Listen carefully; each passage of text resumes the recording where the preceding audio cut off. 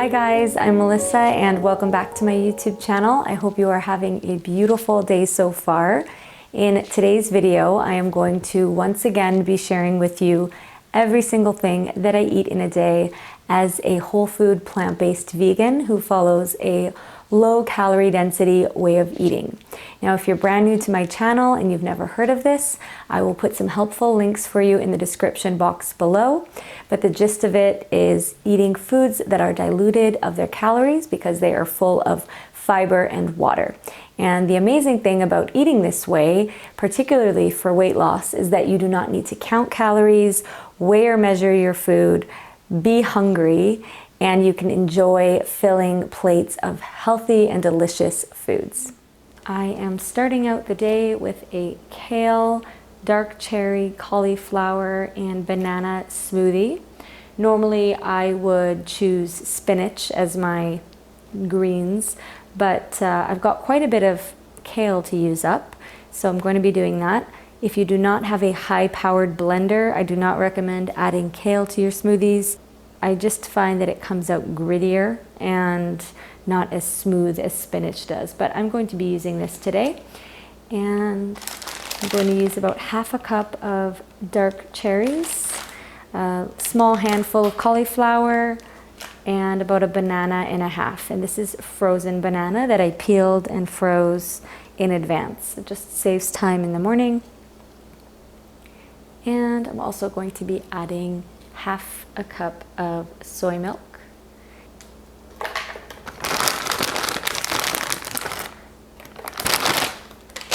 And the cauliflower is relatively tasteless when you add it into smoothies.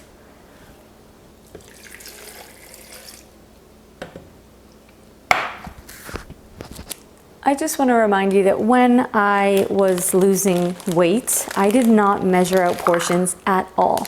So the only reason I do this is because so many people say that it's helpful to know how much I'm eating. And so I just do this for my videos and on Instagram as well, just for your own curiosity. So that's just over half a cup of frozen sweet cherries. The nice thing about eating this way is when you're sticking with foods that are under 700 calories per pound, you do not really need to weigh or measure portions. You just eat until you're comfortably full. And if you make a little bit too much of something, then you wait until you're hungry again and you finish the rest. That's what I do with my smoothies. If I can't drink all of it at once, I just pour the rest of it into a glass, put it in the fridge, and finish it later.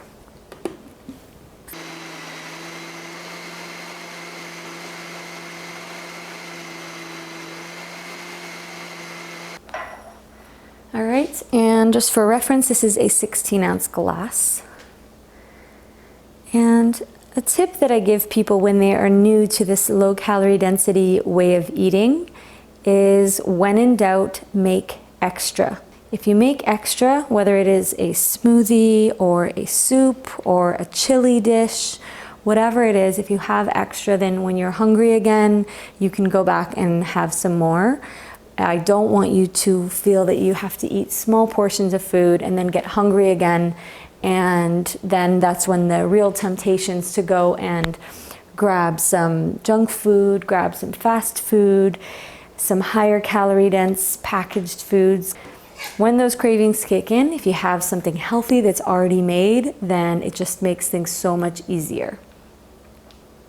So I will finish the rest of this after I've had this glass. All right, for lunch, I am going to be making a couscous curry potato soup. This is going to be really, really filling. We've got potato, we've got an entire can of Great Northern beans, an entire diced and sauteed onion, lots of yummy spices to give it lots of flavor. Obviously, the chilies are optional. If you're not a fan of spice, you can leave this out. And I'm also going to have some frozen broccoli in there as well. Now, if you're new to my channel, you may not have heard my 3-step formula for filling low-calorie density lunches and dinners. It's very easy, so if you're not really sure what to make and you just want something to kind of help keep you on track with filling meals for weight loss, wet starch, so we've got 2 in this meal. We've got the potato and the couscous, beans, and we've got this entire can of Great Northern beans, and vegetables. So we've got our broccoli. Just keep those 3 in mind if you feel like you can't really decide on what to make for your lunch or dinner. Open up your fridge, your freezer, and your pantry and make some sort of a combination using wet starch, beans, and vegetables. Now, I have never made this particular combination into a soup before, but I will write down the recipe and put it at lowcaloriedensity.com. So if you want to recreate this soup recipe, you can do so. And I am all about ease and simplicity. I like to make meals with the least steps possible. So I'm not going to peel these potatoes. I'm just going to wash them really well and then dice them. And this is an oil-free way of eating. Oil is almost 4,000 calories per pound. So I do not use oil or any sauces or dressings with oil. Instead, I'm going to saute the diced onion with a splash of water. Put the lid on, put it on medium, and then just stir it with a wooden spoon frequently so that it doesn't stick to the bottom. And you can use that same water method to saute almost any vegetable.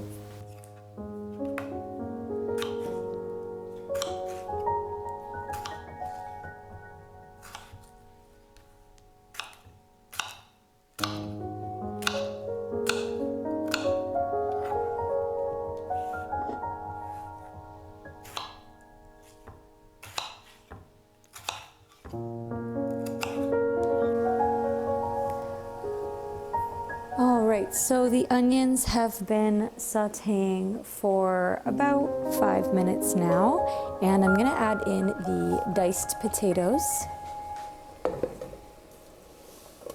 and a heaping cup, which is more like a cup and a half, of frozen broccoli.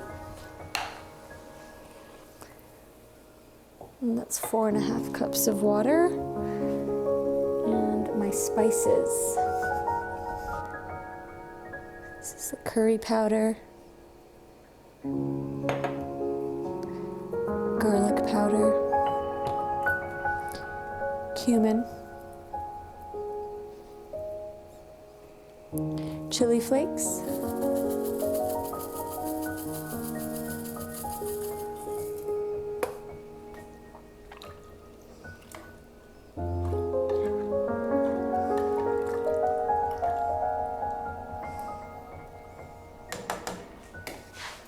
a rinsed can of beans,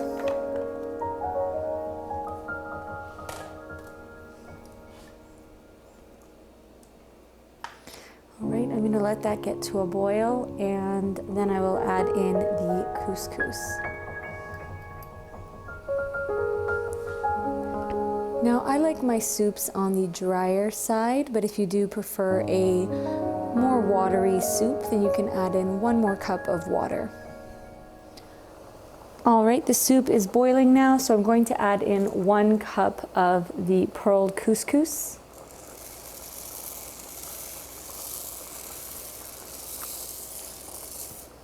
And cooking time for this is anywhere between 8 and 10 minutes, similar to pasta.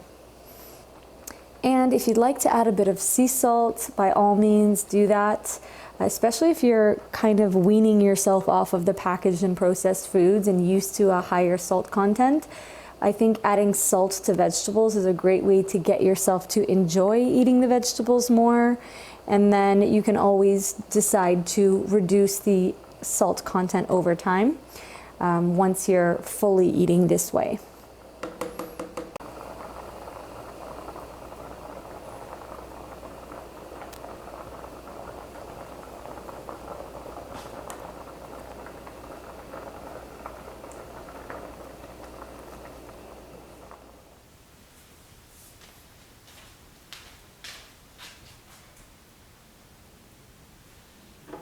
And here we have our soup. I'm going to add some coarse sea salt.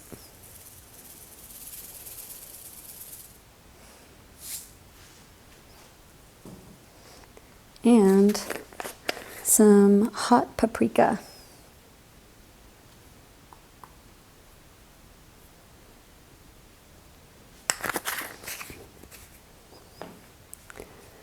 there we have it. So the amount that I made was about double this. So if you're with someone else, they can have a bowl as well, or you can save the rest for your lunch for tomorrow. I don't know about you, but I am a big fan of couscous. I used to kind of have rice and potatoes as my main starches, and then I started to kind of get curious and venture out and try couscous and millet, quinoa, and some other fantastic grains, and I find that I like most of them. As a snack, I am having a Fuji apple and a cup of peppermint tea.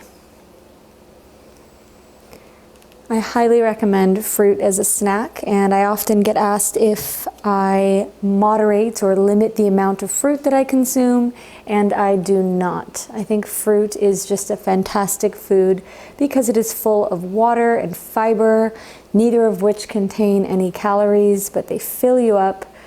And fruit is anywhere between 1 and 300 calories per pound, with a few exceptions.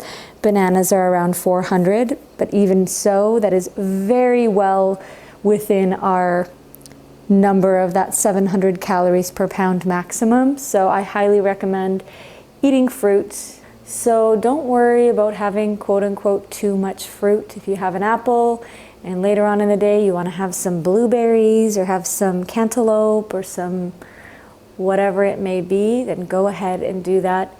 No need to count those calories or keep track of how much fruit you're having. And I encourage you, if you do feel unsure about this, or you want some inspiration, to look online and find other people who have eaten this way and have lost substantial amounts of weight and kept it off without counting calories. A great example is Andrew Spudfit Taylor, who ate potatoes for an entire year, as many potatoes as he wanted, and he lost a lot of weight, and he has maintained that weight loss on a whole food plant-based diet. He's now not only eating potatoes anymore, he eats similarly to how I eat, I believe.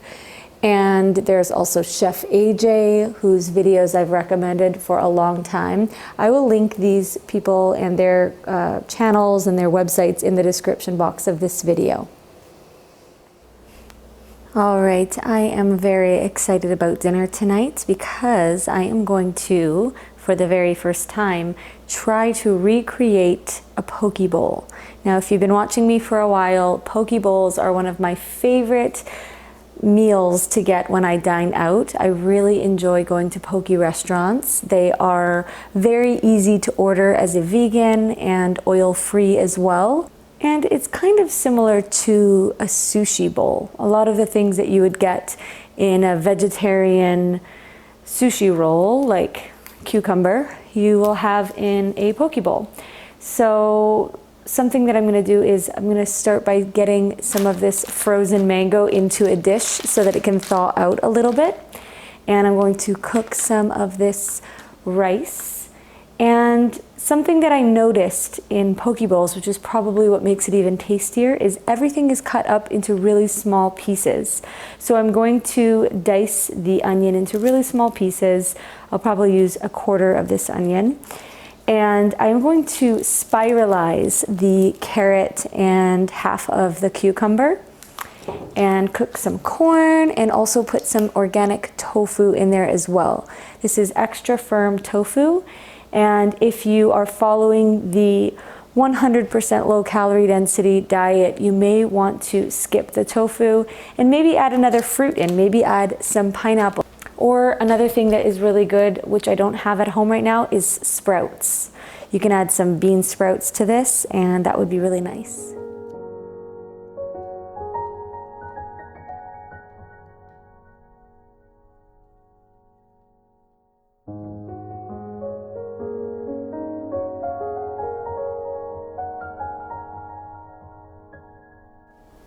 All right, so when I go get poke bowls at a poke restaurant, the tofu is actually refrigerated. It's cold, but I'm going to warm mine up a little bit, and I'm going to add a tiny bit of hot paprika. And this is 1/3 of the package of extra firm tofu. And Just a touch of garlic powder. And I'm literally just going to put it on for about 2 to 3 minutes just to warm the tofu up slightly. All right, so we've got about 1.5 cups of cooked rice and 1/2 cup of corn cooked, and the seasoned tofu. It's looking pretty good. All right, now I'm going to season it with some soy sauce, which is the same that I do when I go to poke restaurants. And sometimes I will also add sriracha, but I don't have any at home. That's why I did the hot paprika on the tofu. Actually, a bit of lemon or lime juice might be kind of good in this as well. Oh no, I knew something was missing. The mango chunks were defrosting in a bowl on my countertop. Gotta add at least a couple of them in there.